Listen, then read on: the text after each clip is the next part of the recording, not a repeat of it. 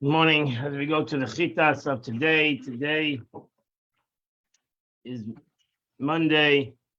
We are holding the second reading of Parshas Bechukaisai, chapter 26, verse number 6. V'nasati shalom ba'aretz, and I will give peace in the land. V'shachaftem ve'machrid, and you will lie down, you will not be frightened. Ishbati chayerab ve'aretz, I'll remove all the wild beasts from the land. V'chevel esav v'artzachem, and no sword or army will go through your land. So Rashi says, you might think, what is the meaning of the verse? You might say, here is food and here is drink, but there's no peace.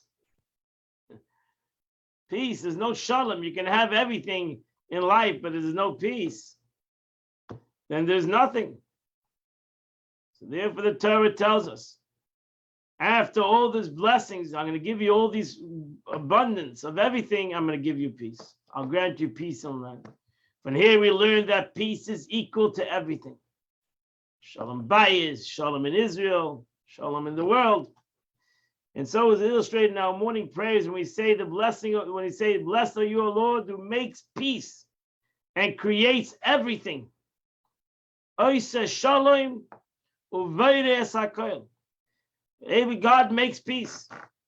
Because if you don't have peace, you have nothing. It's unnecessary to state that will be not come a wage a war, because there's going to be peace. But they'll not come even to pass through your land from one country to another country. Your country will not be used even for a passageway of war. Verse number 7. You're going to chase after your enemies. And they will fall before you by the sword before you. Actually, what does that mean? You're not going to even have to fight with them. They will kill each other. And you will not even have to have any war in your land. Verse number 8. And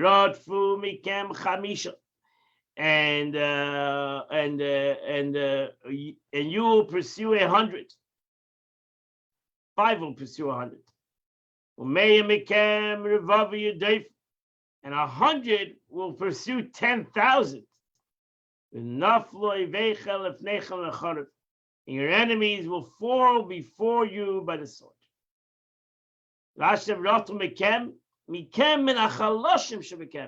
You won't even have to send out your strong armies. The weak ones will pursue the even. So that next verse. So the verse says that 5 will chase 100, and 100 will chase 10,000. So Rashi says this calculation is correct. How does that work? Since 5 will pursue 100, that means each Jew pursues 20 enemies. So how does 100 pursue 10,000? So therefore, should scripture have written 100 you will pursue 2,000? But the Torah teaches us that there's no comparison between a few who fulfill the Torah and many who fulfill the Torah. And therefore, Roiv Am Hadachs Melech, where you have a multitude of people, is the beauty of the king. More people. Doesn't go, it exponentially grows the more people you have. The higher the opportunity number pursued. So 5 is 100. 100 Jews together is 10,000. 200 Jews together is 100,000. Whatever. The Naflei Vechem. Rashi says the Torah tells us over here they'll fall before you. You won't even have to kill them. They will fall before you. They'll run away and they will disappear. Verse number 9. And I will turn towards you. I will make you fruitful. I'll increase you. And I'll establish my covenant with you. Now she says, what does that mean again? When it says in Phanisi, God says, I will turn my face to you. I will turn away from all my affairs to pay your reward. To what is this compared to? A king who hired some workers, only one of whom worked for him for a long time, while all the others did not. When they present themselves to receive the payment, the king quickly paid the other small amount, while the one who had worked long, he said, they worked merrily a little for me.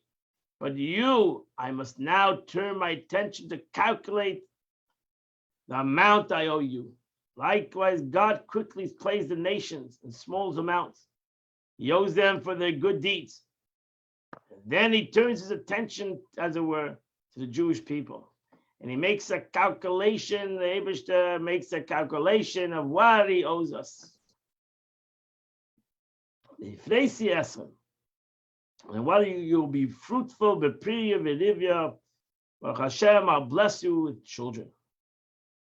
I'll increase you. V'beisri refers to a blessing of having dignity and stature, being able to hold one's head high due to dignity. That's v'beisri. So you'll stand up strong. You will not bow your heads to anybody. Like Rashi says, a new covenant, not like the first covenant which you broke, but a new covenant which has not been broken. As it says, I'll form a new covenant with the house of Israel and with the house of Judah, not like the covenant I have formed in their forefathers that they broke. But I'm going to establish a new covenant, a new bris with the Yidden and the Mid Shem. That's the bris that God's going to establish when Mashiach comes. And that completes the Chumash of today. If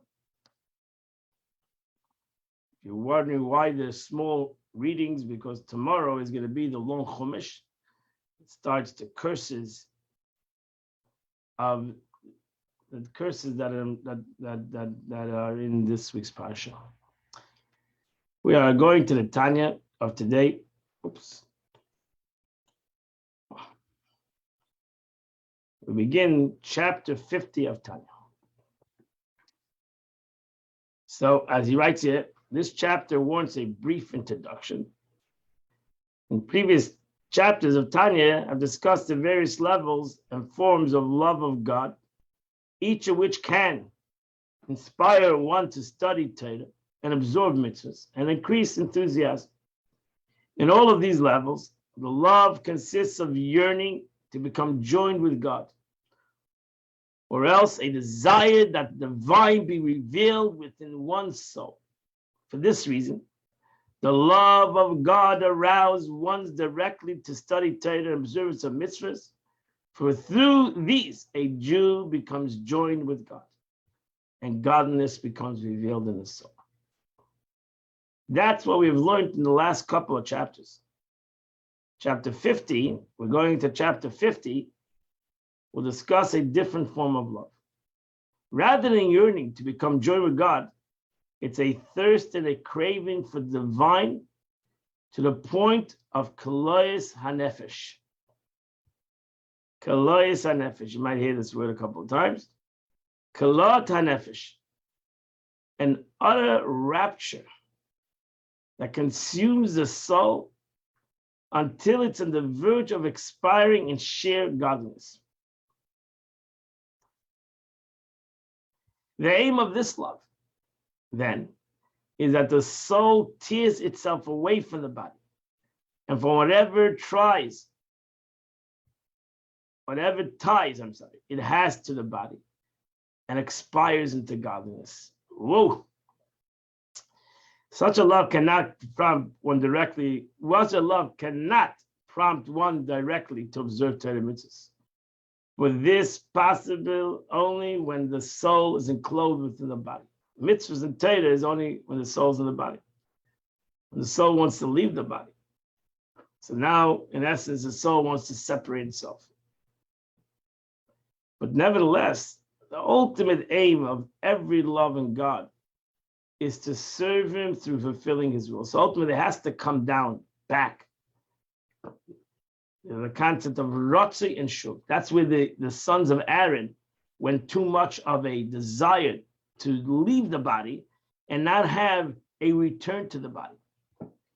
There always needs to be a concept of the Rotzi to become part of godliness, at the same time to have the will to realize that the whole purpose is to come back. So the result of inspiration of love, in the case of Kaloy to Nefesh, it's not in the state of love in itself, which arouses one to serve God through Torah mitzvahs. It rather through a contrary inclination aroused within the soul. In the very sensation of burning love for God, when the soul is in the state of surging ahead, that's the Rotzi, towards it, and expiring into godliness, at this very moment, one realizes expiring is not the ultimate divine intent. It's not about coming closer to God. It's about bringing God closer to man. On the contrary, the intent is that the soul remain enclosed within a body, staying here to continue its task, drawing godliness ever downward and revealing in this infinite world. So that's the ultimate. Again, the ultimate is not about coming close to God. The ultimate is about bringing God closer to us, closer to the world. This realization brings one to subvert one's feeling. Instead of enjoying the rapture sensation of surging forward and expiring into godliness, one comes to experience an opposite sensation of returning. That's the Ratzah. The Ratzah is to go.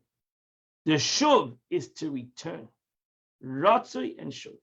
The Ratzah is the will of the soul to go, like a candle whose fire wants to go above, and the candle, the wick, brings it back down. Ratzoi, the surge forward, Shuv, the return, to become enclosed in the body. And why would the soul want to become enclosed in the body? For one reason, because the soul going above would be a much greater delight for the soul. But the soul realizes that it's not about him. It's not about him and his godly delight. It's about God's purpose in the world. God wanted the soul to be in this world and to accomplish something in this world. So the soul realizes that the real delight is not his delight, it's God's delight. For the sake of the intent of observing Torah mitzvahs, all forms and levels of love of God discussed before chapter 50 are grouped under the term kasef, silver, which in Tanya derive from the same root, meaning kasef comes under the category of chesed, which the Kunazir called the right hand. Kabbalah, the 10 spheres are divided into 3 groups called vertical lines: right, left, and center. The right line is chesed, chachma, chesed, netzach. Right? If you imagine a picture, you have 3 on top, chachma to the right, bina to the left, and tiferes in the middle. Then you have on the right chesed to the right, gevura to the left, tiferes in the middle. So chachma and chesed go together on the right side. Then you have underneath there chesed, tiferes, netzach is to the right, hoy to the left, yesod is in the middle. So in essence, the right side is chachma, chesed, netzach. The left line is bina, gevura, and hoy. Thus, chesed is an outgrowth of chachma, which its line begins, and gevura is a product of bina, which its line is agreed. And the other situated in the center line, which does not come concern to us, but the middle line is das, tiferes, yesod, and malchus. So really the middle line, that's a briach, it's called in Kabbalah, it's not mentioned, briach hatichen, the middle rod, which is kesed, das, tiferes, yesod, malchus. That's the middle rung. That's a Bria Chatichen. It's called the middle rod of the tabernacle that brings everything together. So that's why that middle rod is the uniter. It's the thing that brings everything, ties everything together. So the various kinds of love of God discussed in this whole thing, this whole chapters, all come under the category of chesed and kesef, and are therefore the outgrowth of chachma. But the love of God that klois hanefesh, and in this chapter comes in the category of gevura, which is zav, gold. That's the difference. That's why gold, and ultimately physically, gold is a much more expensive metal, and it comes through hard labor, finding this gold in the earth, and that's why it comes through bina. So the concept of silver and the Beis Hamikdash all comes to be. The Beis Hamikdash was built zav, chesed, and achoshes. Zav is gold, kesef is silver, and achoshes is copper. But these two categories is a category. The first level of chesed is a concept of kesef, and the ultimate aspect of chesed of love comes to gevura. Here you see that true love, because love can be selfish. True love, pure love, klois hanefesh, that comes through gevura. That comes through a person putting himself aside. So in essence, chesed alone could be a love that it can be a little bit of selfishness. There can be I love because I'm a lover, and it's about me. So also my love of God is about my greatness ultimately, because I'm the one who loves God, and the more I love God, the more my soul is connected to God, and that's my whole desire. But a real love is that I had put myself aside. It's not about me. I'm klois hanefesh. I'm gonna put even my soul aside. Forget about my body. I'm gonna put my soul aside. It's about God. So therefore, what does the soul really want to do? He wants to go to God. And he wants to become part of godliness. But then the soul realizes, what do you mean I want to become part of godliness? Will that accomplish God's purpose? If I become part of godliness, that accomplishes what God wants in the world. So the soul realizes it has to come back, because it needs to do, since his love of God, he's willing to put himself aside and his own gain to bring God to the world. And that's gold. That is klois hanefesh. That means I put my soul aside and I'm ready to do it for the Eibishter. That's really mesiras nefesh. Mesiras nefesh is when you're doing it for God. When I'm doing something for God. So we're going to go into that. Ready? All the forms and level of love mentioned above, they all derive misitra diyamina. They all come from the right side, from the level mechinas kohen ish chesed. They all come from the Kabbalah says from the level of the kohen, Adonai kohen, which stood for chesed, kindness, meaning from the form serving God under chesed. V'nikrais, and in Kabbalah they're called kesav hakachim. They're called the longing of the holy things. Kesav hakachim, really kesav hakachim means the money of the kachim. But in Kabbalah it means the yearning of the kachim, the longing of holiness. The verse says, I surely long for your father's home. Where in Hebrew, the word longing, I have a desire, is etymologically related to the word kesef. All these forms of level of God, love of God, thus expressed the desire and the longing of a Jew to become joined with God. The word to our father's home in the quoted verse refers to the level of chachma, right? Because for the Zayar, chachma is called kodesh. So Chachma is also called Av. It's called the father. Bina is the mother. As explained in the introduction of this chapter, all forms of love come in the category of Chesed, which is all connected to wisdom. Wisdom is expansion. Chesed is expansion. That's why the Chachma is the Av, is masculine. Chesed is masculine. All these forms of love, which is Chachma, for they directly inspire one to observe Torah mitzvahs, which derive from divine wisdom. So they're all connected to the concept of action, of the aspect of Torah mitzvahs. That's why it's Netzach. The next level is Netzach, victory, overcoming one's obstacles, overcoming.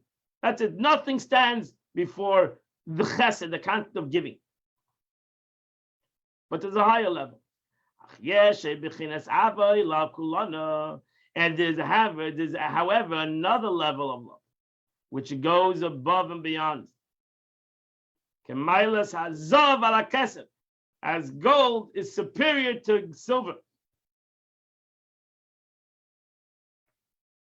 So that the Rebbe said, the explanation over here is that the superiority substitutes not in degree or intensity, but rather in quality and character. This is just as a quantity of superiority as gold is worth more than silver. A small quantity of it fetching a higher price than a large quantity of silver. Superiority of gold lies in the fact that the most refined type of gold possesses a capacity luster which is glistening in the eyes of the beholder.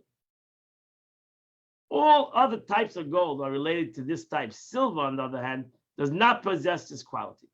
And the truth is, gold comes from the depths of the ground. The same distinction exists between the forms of love described in this chapter, which has been characterized as a thirst and the rapturous expiring to godliness, and other forms of love which did not have this quality. V'hiya ava kirish be'esh. So that's the burning fire. This love is like a glowing coal fire. Again, that's the love. That's why one of the reasons why we make a bonfire for Rav Shimon Bar Yochai. It's a fire. It's not like a candle. It's a burning big fire. You almost cannot stand in front of it. A burning love, unlike the aforementioned love, which are essentially like water. For the soul is drawn into a yearning toward like God, like water which flows and is attracted in a certain direction. Hence the wording of the prayer for the rain and Sheminah Atzeret, to remember our forefather who are drawn after you like water. This love, on the other hand, has totally different quality than a glowing coals of fire. So that is what we're looking for, the bonfire of Lag BaOmer. That's what we're looking for, the big, humongous fire. Rish Be'esh. This fire comes from the level of higher Gevuras, of higher Bina. These fire comes from Bina. This fire comes from the Ima Ilah, as we learned in Kabbalah, from the maternal mother. How does one reach that? This ravel comes through the meditation on the greatness of the infinite one. The cool before whom all is considered absolute nothing. Now you say, I want to become part of God. I want to become part of God. This life, this lion nefesh, then the soul becomes inflamed and flares up towards the precious splendor of God's greatness. In order to gaze upon the glory of the King, this constitutes this loss. Kedish Be'esh, like a glowing, fierce coal, shall heves aza oila lamayla, a mighty flame which surges upwards. Not a love that is drawn towards some object, but it ascends like a burning fire. We're not looking at a love that we can connect something. We're looking above that wants to leave everything. Leave Padamav silly. It wants to go away from the wick. Or the wood that's holding it down. You see, this fire is jumping fire heavensward.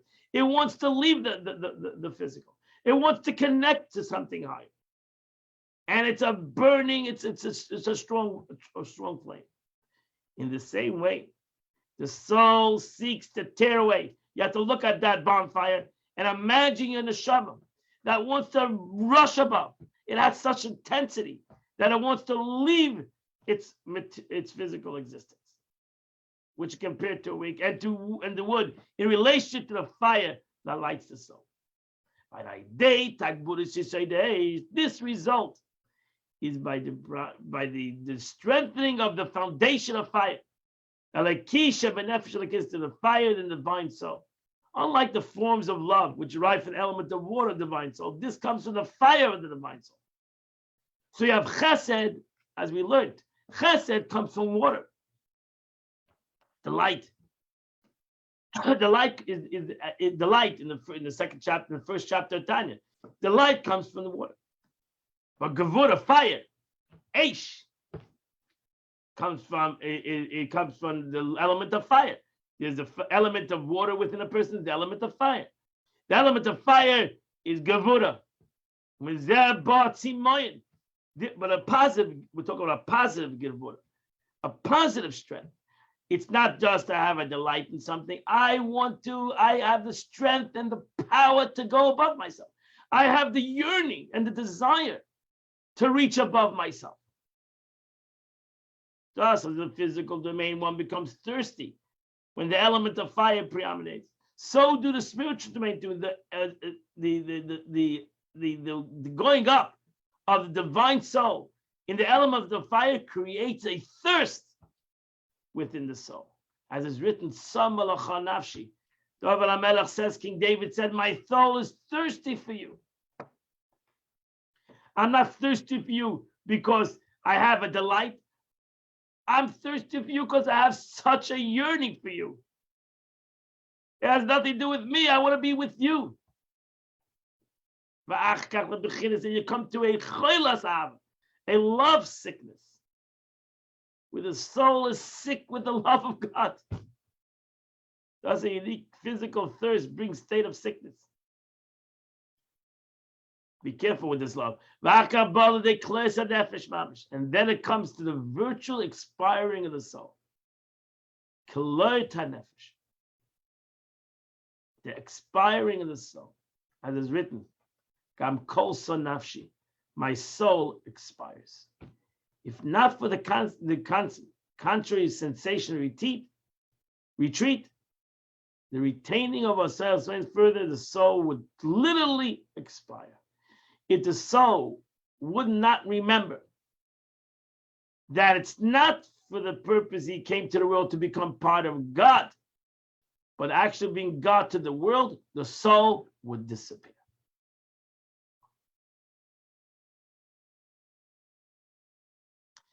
And that is Klois HaNefesh. If you can imagine, you have to have a little bit of imagination over here, what that means. And you can understand that to us, we have imagination to it, but to a tzaddik, to him he has Klois HaNefesh. To a tzaddik wants to be part of God. He has to always remember the Eibush to send him down to the world. That's what you see in the Torah many times. Moshe Rabbeinu says, "Take me out of here." You see great tzaddikim, Moshe Rabbeinu, Eliyahu Hanavi, and other. I don't want to be here. Because why do I need to deal with the world? And then they realize, David said, because I created you to deal with the world. So even though you have a great delight and a great desire to go above, but your avodah is to do, and that's why they have Mesiras Nefesh. They realize that the retreat is the important thing. Say the Alter Rebbe, when he came to learn by the Maggid gave him his son Avram. He was called Avram the Malach. The Maggid of Mezritch had a son called Avram the Malach. They called him a Malach because he was like a spiritual entity. And the Maggid said to his son, you should learn with this Rav Shneur Zalman of Ladi, you should learn with him Kabbalah, Chassidus, and he'll teach you Nigla. And it says, the story is told that Alter Rebbe, when he learned with Avram the Malach, Avram the angel, he learned with Chassidus, he always had to have a bagel there. to make sure that he brought him back down. This guy, hey, eat something, bring him back down to the world. He had by learning Chassidus, he had such an elevation that he wanted to leave the body. His soul wanted to leave his body. And here Kabbalah says, we'll understand the concept of a Levi. Because a Kohen is Chesed, and a Levi is Gevurah. In Kabbalah, you have the two entities. Kohen, we said, Adonai Kohen is Ava, it's Chesed. But the Levi is Gevurah. So it's brought down in Kabbalah that ultimately the Leviim will come Kehanim. When Mashiach comes, the Leviim will come Kehanim, according to Kabbalah. Yehem Lekanim. In the future, it says in the world, when Mashiach comes, the Leviim will become Kehanim. Unlike now, when the Levites are secondary, it's written, they shall accompany you and serve you. That the Leviim will come Kehanim. The verse says, the Kehanim, the Levites. The Leviim today will become Kehanim in the future. So, what's the point? So, what is the meaning that the Leviim are going to become Kehanim? Avoid is a Leviim, because the avoid of the Leviim, what is the service of the Leviim? Their whole point, Leviim b'shiram. Leviim raise their voices in melody. They have beautiful voices and beautiful, they know how to play beautiful instruments and thanksgiving and song and music, tunefulness and harmony. They created the whole atmosphere of the Beis Hamikdash. The Kohanim were doing the service, but who created the desire and the whole beauty in any service is the singing. The service can be very dry if you're not going to have a niggin, if you're not going to have a song. And that's why in the Beis Hamikdash, the Leviim did that service. They created that Bechinas Ratzi V'Shuv.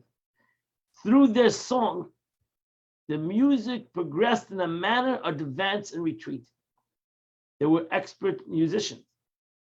And they created this music. It was like you were in Gan Eden. It's brought down.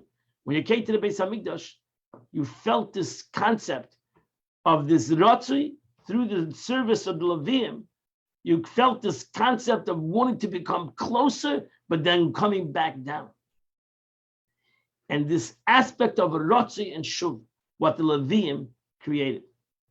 It's actually brought down. If you come to a Chabad Shul on Yontiv in Shem, we do the Birchas Kanim in a certain tune. You'll realize that that tune is a Ratzi and Shuv. The Mittel Rebbe said that this was the song that we sing in Shul. They sang in the Beis Hamikdash. One of the songs that the Leviim sung. Ay ay ay ay ay ay ay ay ay ay ay. The Ratzi. Ay ay. I want to go further. Ay ay ay. No, come back down. Come back down. So they have that avodah. We don't have. That's why you come and you see the singing. If you have a lot of Kehanim, for sure, the capability for the Kehanim to sing this song, to realize there's a Ratzui to go forward, there's a Shuv to come back. That's what the Leviim accomplished in the Beis Hamikdash. When the concept of the going forward, the running towards God, the Shuv, the return to this world, this echoed their form of service of God, the headlong advance towards Kolois HaNefesh. That's the first song, ay, ay, and then the retreat. Ay, ay, ay, ay. Come back. And that was brought about, their singing in the Beis Hamikdash, brought about the sensation in the whole Beis Hamikdash, in all the people that were there, and all the Yidden that were there, this feeling. Because there was not only one Levi over there was a lot of Leviim. It was a big duchan. There was extremely a lot of Leviim. I don't know the number there. I think it was over 100 Leviim standing there. As those who sang and those who played, etc. So they tried to accomplish this concept. She bechinas ava. So that's a he Ratzi v'shuv. Bechinas Ratzi v'shuv. That's the word I told you. Rotzi, to advance, shuv, to retreat. Rotzi is running, any way you want to know it, or shuv, to return. She bechinas ava aza. This is the nature of this intense love. Like a flame that flashes out of bazak, as mentioned in the Gemara in Chagiga. One translation of bazak is equivalent for refining gold, in which the flame flashes forth and immediately withdraws. It's like this. You ever see how they melt gold?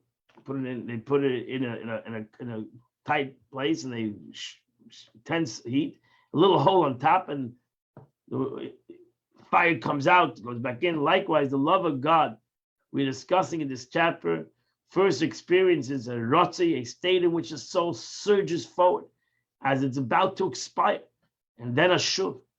It's written in the Sefer Yetzirah, if your heart runs, return to one. In other words, when your heart seeks to undergo klois hanefesh, expiring into godliness, then you should return to one.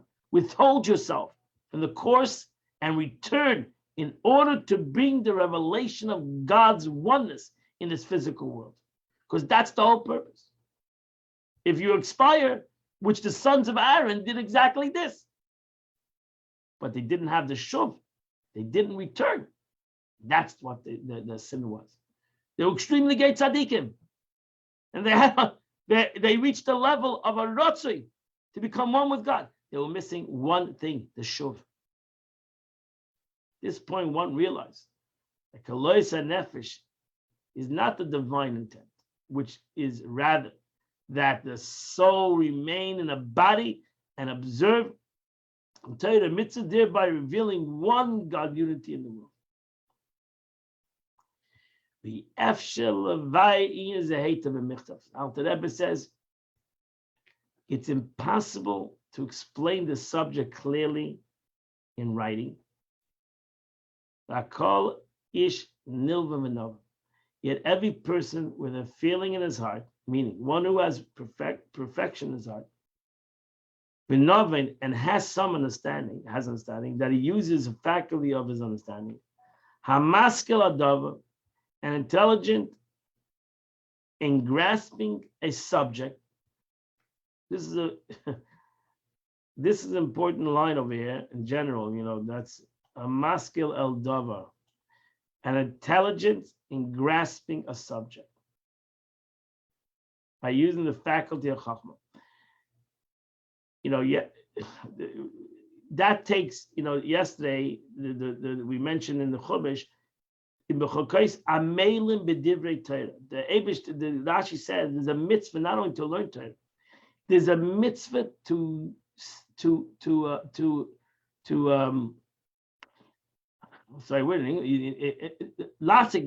a mitzvah to toil in the learning of Torah. To toil, it's not an easy subject. Torah is not an easy subject. You have to grasp the subject. To grasp the subject, any subject even to grasp this, so you got to toil in it. It's not something that's going to drop into your head.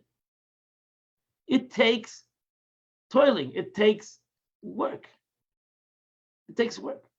It takes intellectual work, which can be tiring and can be not easy thing to do. But it's important. It's important for all of us. Rashi said yesterday in the first Rashi that we need all to toil in the learning of Torah. We just cannot take the Torah as a novel, just open it up and just read it as some kind of a nice story. No, you need to learn. You need to toil in the learning of Torah. If you want to acquire Torah, it needs to be through toil. And delves deeply to attach his mind in understanding to God by using his faculty of das. So you need to take all the faculties in your brain, chachma, bina, and use it. Don't let it. Use your brain. Work it. Work your brain. Yimtza time. Alter Rebbe says, and so too does Rashi, and so too the Torah says, If you work in the learning of Torah, you're going to find treasures. So people maybe learn a lot, but they don't find it because they're not working. They're just learning. They're listening. No, you need to work. You need to work your brain. I need to work my brain. You're going to find goodness, the light concealed within your intelligence. Each person according to his capacity. The Alter Rebbe is not asking you to be somebody else. The Alter Rebbe says each person needs to learn. You need to learn. You need to not just listen to this. You need to learn this over and over, find other interpretation. Do whatever it takes to learn to learn. Yesh mispal. Some are affected in one way in type of meditation. Yesh mispal, and some affected in another way. It's not one brush that paints everything. Everybody loves a different concept, loves it a different way it's packaged, loves a different expression, loves a different way it's taught. Everybody's different.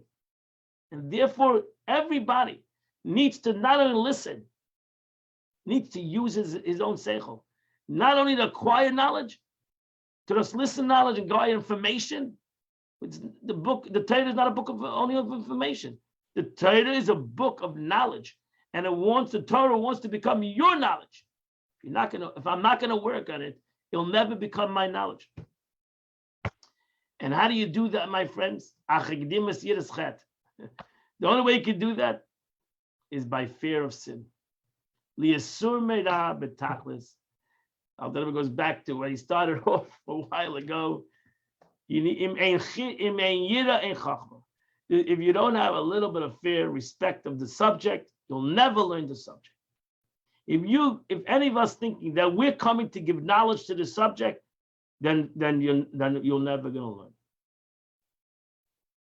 You have to come to learn, especially Torah, to acquire Torah, and especially to acquire the spiritual concepts of Torah. You need to come with bittul. You need to come with humility. If you think you're coming to learn over here to add to it, then you're never going to learn. You first need to come with bittul. Yiras chet.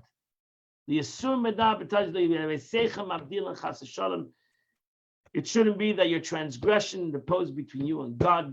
In other words, whatever form of one excitement, love of takes, you must first totally remove from evil doing.